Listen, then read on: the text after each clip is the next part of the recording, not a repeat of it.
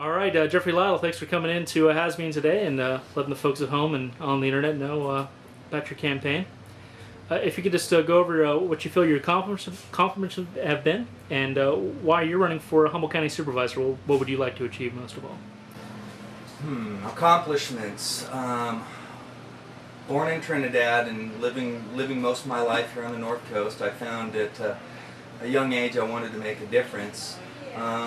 So that when I die, I can remember for doing something positive for the forward growth of mankind. So I've been a 4-H'er when I was a youth, a scholar athlete, and continued through school. And once I got through schooling at the high school level, decided, hey, I'm going to get into a little civic community organization and help, and kind of got into the soccer and started coaching kids, and served about 4 years on Humboldt Youth Soccer League as a board director for Arcata, and then decided to just get into reffing, and I've continued that for the last 17, 18 years.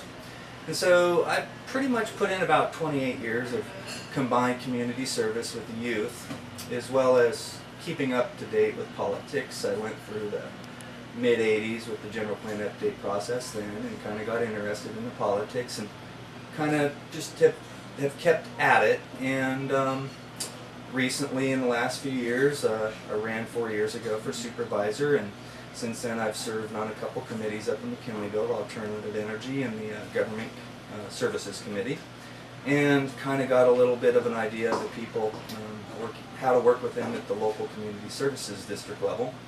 So I've always been someone that's been interested in, at minimum, self-education. There's always something to learn, something new every day if you just apply yourself. So those are pretty much, generally speaking, my public involvement accomplishments.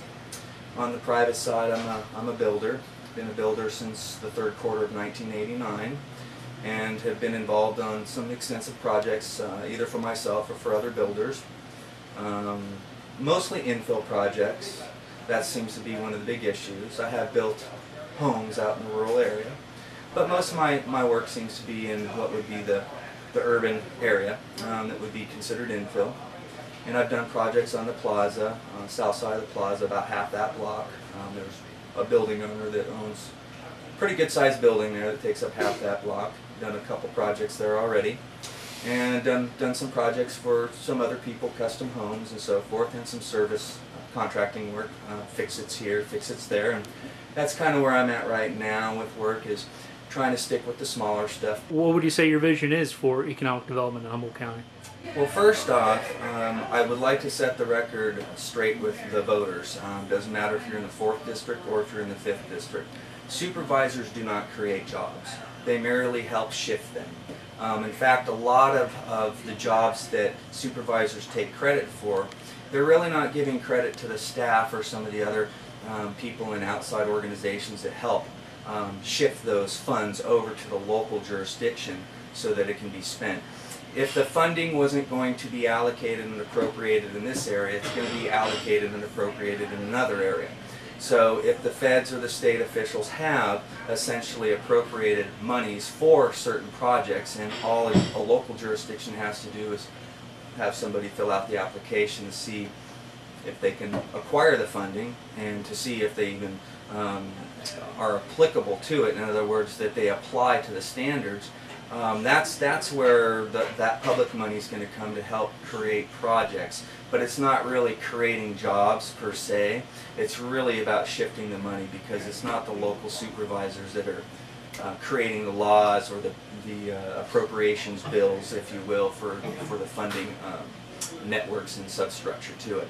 Of course, with those rural roads, there is somewhat of a trade-off there as far as the county budget goes. The county spends a lot of money on rural road repair, and yet has quite a backlog of deferred maintenance. The other side of that is, for every dollar you spend there, you're not spending it on public transit. Working folks find they can't rely on the local bus system, that there isn't even any service on Sunday, very limited service on Saturday, and certainly no service to many of those outlying areas. Where would you come down on striking that balance? Well, I've always felt that it's better to have more of your options and less of your options. So when it comes to transportation, the one thing out in the Willow Creek area, for an example, They would like something a little more routine, something that's more definitive. There's been kind of a touch and go situation with service, and that's something they want guaranteed out there, because there's a lot of people who don't have their own form of transport to get over the hill. However, when you look at costs and you look at the economy, not everybody even has the money for public transport, so then it comes back to the trails. Now, obviously, you don't have trails connecting the greater Humboldt Bay area over to Willow Creek, so you have to look for improvements that could be done on the actual developed portion of the right-of-way of the roads. So public funding and tax monies is the big key for the road infrastructure, whether it's going to be transportation by public purposes or private purposes. And when it comes to the trails and it comes to the roads, it really is all about money.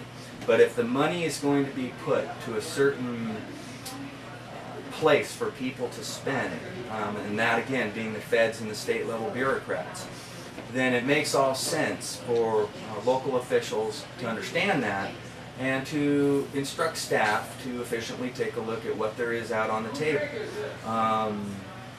to see what it is that this area can get.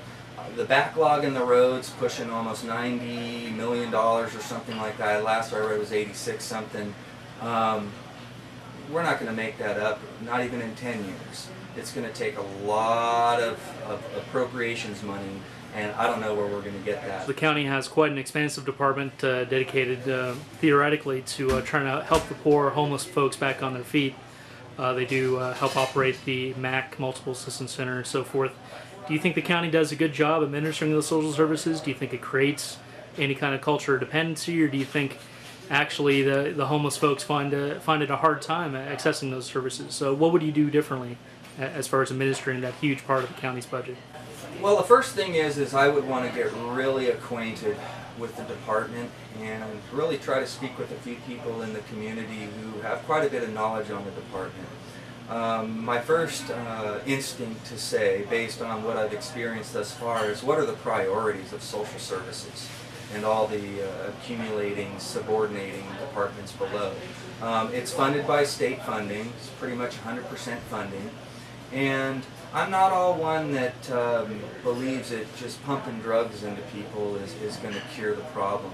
A lot of people, they really just need someone that they can confide in, that they can trust, that they can kind of get off their chest what it is that they need to get off. Now, that's not to say that some people do have maybe a genetic disorder, this, that, or whatever. But it's really what is the priority, because you look at that department and then you look at the public works department, it's like, where's the focus?